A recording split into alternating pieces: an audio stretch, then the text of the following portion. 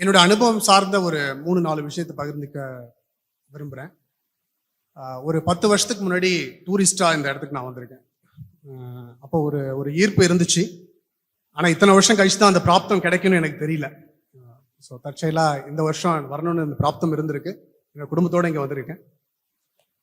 முதல் விஷயம் என்னோட அனுபவம் சார்ந்த விஷயம். ஏன்னா எல்லாமே ஒரு ஒர்க் ஷாப் இல்லை ப்ரோக்ராம் ஏஜெண்டா அப்படின்லாம் எனக்கு எதுவும் தெரியாது. ஆனால் இங்கே வந்ததுக்கப்புறம் ஒரு விஷயம் எனக்கு தெரிஞ்சது இந்த 5 நாளில், இது எல்லாமே ஒரு பெரிய சிறந்த அனுபவம் அப்படின்னு சொல்றது. ஒரு great experience or amazing experience all together. So முதல் விஷயம் சுற்றுச்சூழல். ஒரு சூழல் ரொம்ப தெய்வீகமான சூழல், நான் ரொம்ப அனுபவிச்சேன் அதை இங்கே. ரெண்டாவது விஷயம் இடம், ரொம்ப அமைதியான இடம். மூணாவது சாத்வீகமான உணவு. இந்த மூணுமே முதல்ல ரொம்ப அடிப்படையான விஷயம். நம்ம அடுத்த இதுக்கு தயார்படுத்துறதுக்கு கூட அது ரொம்ப சிறப்பான அனுபவமா இருந்துச்சு எனக்கு.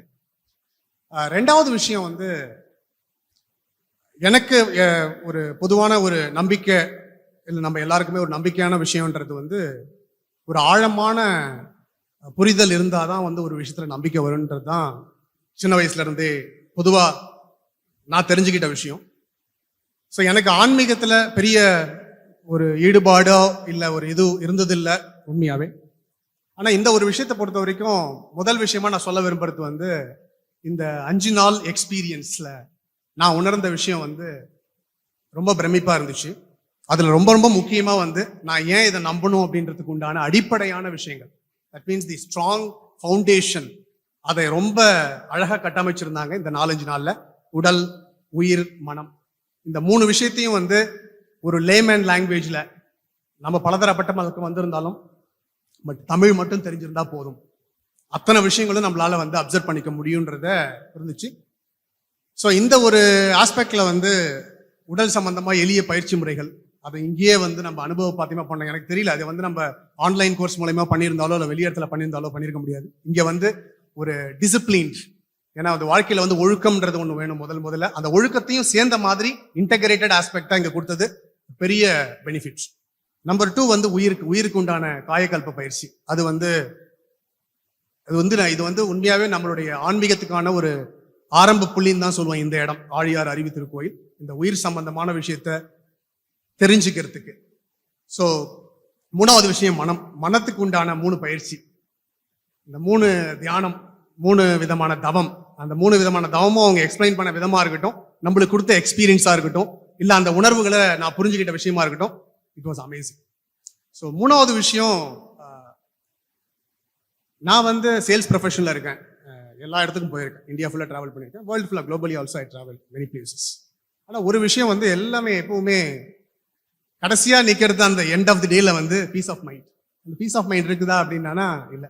either we are stressful or வேற ஏதாவது தாட்ஸ், இல்லை தூக்கம் வராது. ஆனால் 3த்துக்குமே முக்கியமான காரணம் சில புரிதல்கள், ஒரு ஃபண்டமெண்டலான புரிதல்கள் இல்லை. ஸோ அதுக்கு நான் ஒரு 4 விஷயத்த ஏன் இந்த கோர்ஸ்ல வச்சிருந்தாங்கன்னு சொல்லிட்டு அதுக்கப்புறம் டீப்பா இன்ட்ரோஸ்பெக்ட் பண்ணேன். அதான் ஒரு ஆசிரியர் பேராசிரியர் சொல்லியிருந்தாங்க இன்ட்ரோஸ்பெக்ட்னு. ரொம்ப அழகான வார்த்தை, எண்ணம் ஆராய்தல். அது ரொம்ப ரொம்ப ஒரு கிளாஸும் எனக்கு ஒரு மணித்துளியும் சொல்ல போனா ரொம்ப கிரேட் எக்ஸ்பீரியன்ஸ். எண்ணம் ஆராய்தல், சினம் தவிர்த்தல், ஆசையை சீரமைத்தல், இன்னொரு முக்கியமான விஷயம் கவலையை ஒழித்தல். இது 4மே இது ஒரு படிப்பினைன்னே சொல்லலாம். இது இந்த பேராசிரியர்களுக்கெல்லாம் எப்படி நன்றி சொல்றதுன்னு எனக்கு தெரியல. இது எல்லா விதமான புகழ், எல்லா விதமான இதுவும் வேதாத்ரி மகரிஷிகளையே சாரும். ஏன்னா அவர் இந்த மாதிரி ஒரு ஃபியூச்சர்ல இந்த மாதிரி இந்த ஜெனரேஷனுக்கு எந்த மாதிரி ஆஸ்பெக்ட்ல கொண்டு போனா யூஸ்ஃபுல்லா இருக்கும் அப்படின்னு பண்ணியிருக்காரு. I think this was amazing experience, great experience. So இதோட என்னுடைய உரையை முடிவு செய்து கொண்டு, உலக சமுதாய சங்கத்துக்கு வாழ்க வளமுடன், அண்ட் ஆழியார் அறிவு திருக்கோயில் வாழ்க வளமுடன். அனைவருக்கும் நன்றி. வாழ்க வளமுடன். வாழ்க வையகம்.